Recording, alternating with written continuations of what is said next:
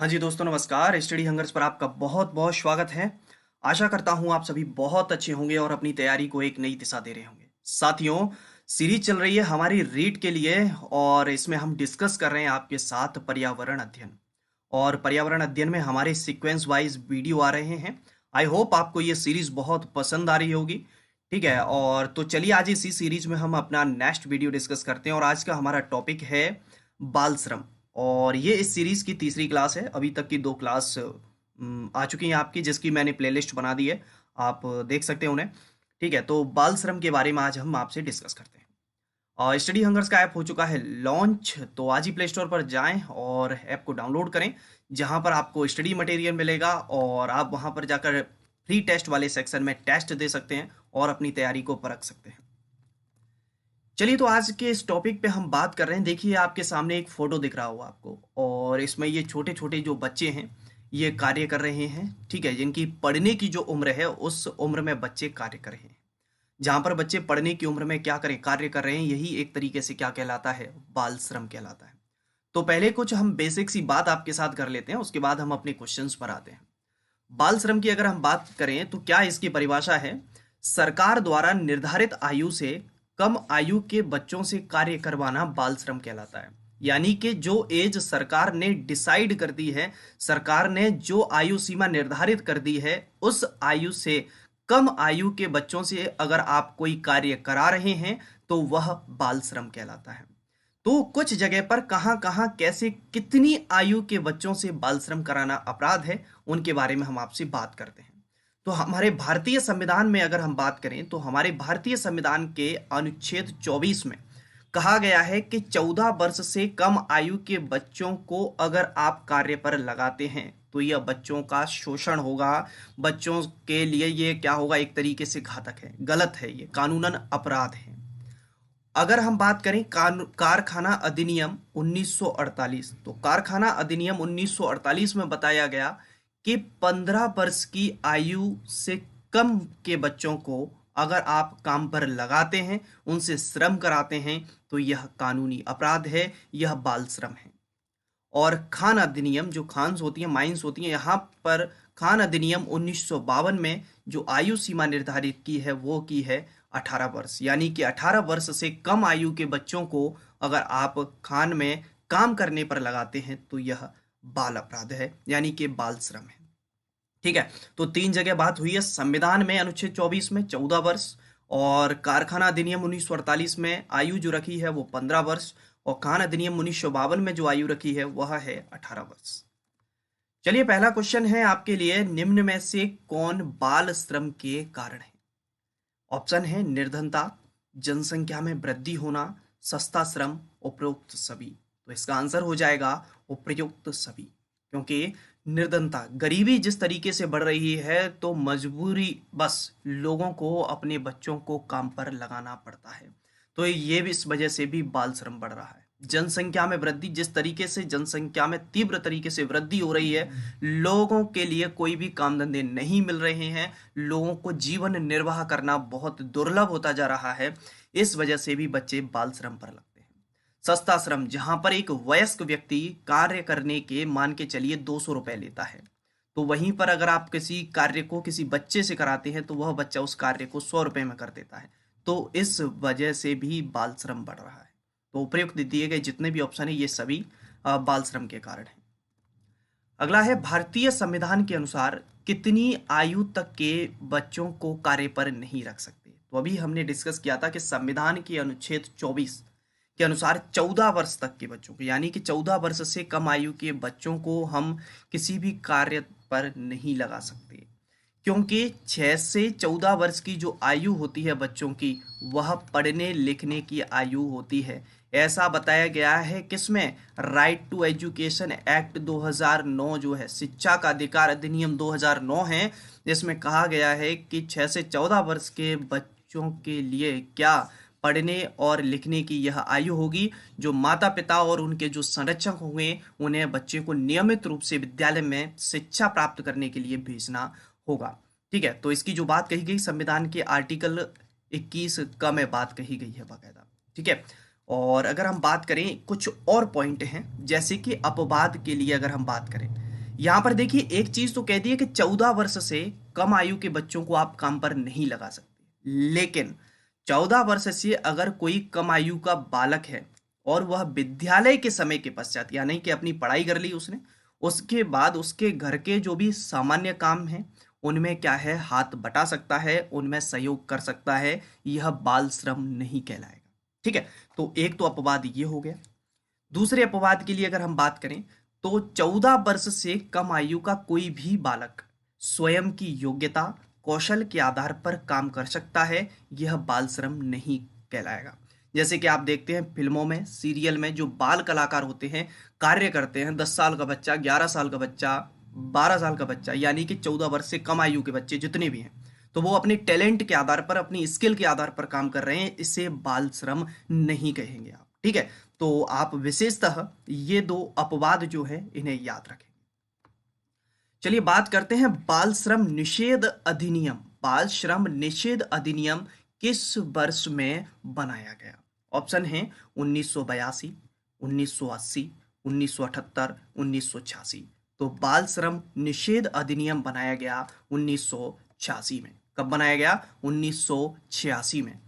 क्या हुआ उसके लिए बात करते हैं। 1979 में गुरुपद समिति बनाई गई। कौन सी समिति बनाई गई? गुरुपद समिति बनाई गई। और इस समिति ने रिकमेंडेशन किया किसके लिए? 1986 में बाल श्रम निषेध अधिनियम के लिए। ठीक है, और अगर कोई बाल श्रम निषेध अधिनियम का उल्लंघन करता है, इसको नहीं मानता है, तो उसको 3 माह से लेकर 1 वर्ष तक की सजा दी जाएगी। और 2016 में यह जो सजा है इसमें संशोधन हुआ और इस सजा को 6 माह से लेकर 2 वर्ष तक के लिए कर दिया गया। ठीक है, तो याद रखें बाल श्रम निषेध अधिनियम किस वर्ष में बनाया गया? 1986। अगला क्वेश्चन है बाल श्रम को नियंत्रित करने के लिए कौन कौन सी संस्थाएं काम करती हैं, यानी कि जिससे चाइल्ड लेबर रुके, यानी कि बच्चे जो बाल श्रम है उसको कंट्रोल किया जा सके, उसको कम किया जा सके, इसके लिए कौन कौन सी ऐसी संस्थाएं हैं जो कार्य करती हैं? विश्व स्तर पर यूनिसेफ, राष्ट्रीय स्तर पर राष्ट्रीय बाल अधिकार संरक्षण आयोग, राज्य स्तर पर राज्य बाल अधिकार संरक्षण आयोग, उपर्युक्त सभी।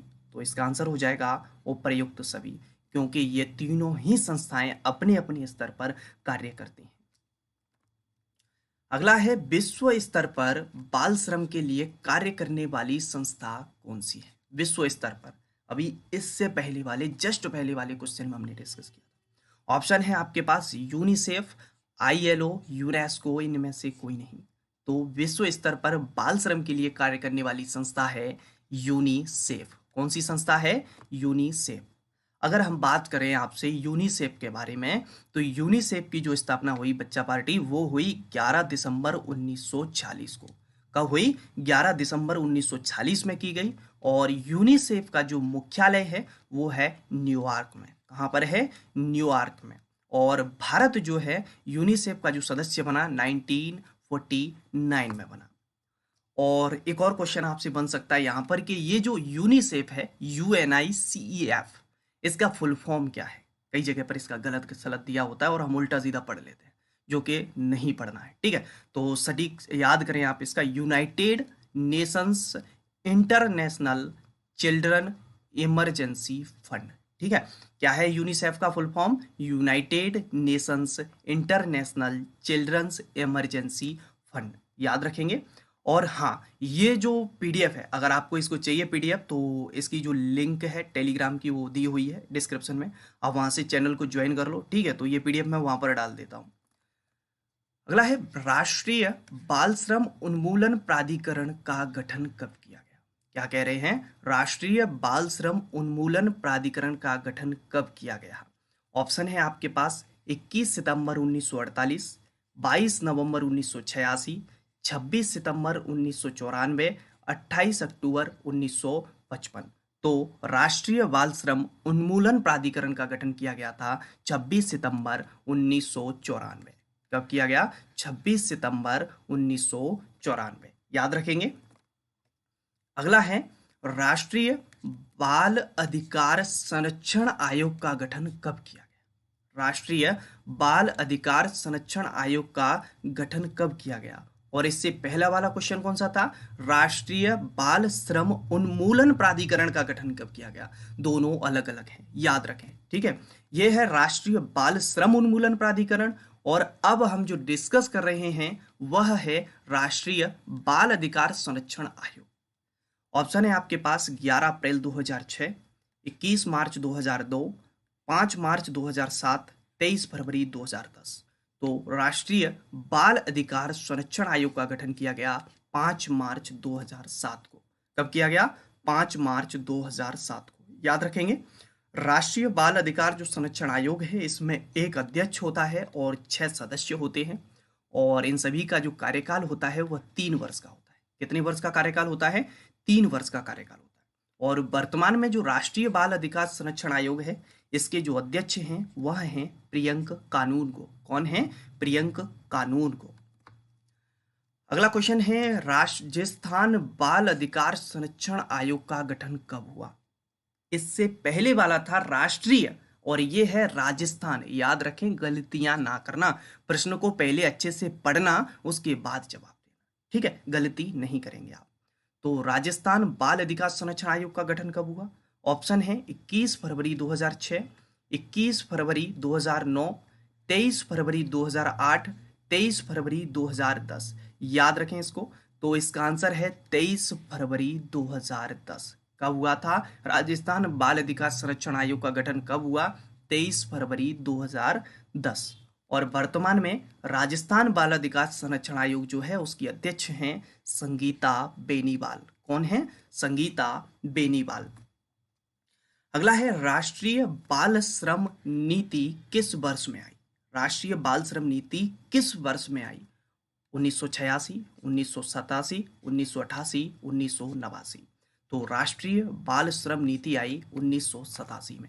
कब आई? 1987 में, जब 7वीं पंचवर्षीय योजना जो चल रही थी उसमें 14 अगस्त 1987 को 14 अगस्त 1987 को राष्ट्रीय बाल श्रम नीति को मंत्रिमंडल द्वारा क्या किया गया? मंजूर किया गया। याद रखें, राष्ट्रीय बाल श्रम नीति किस वर्ष में आई? तो 1987 में।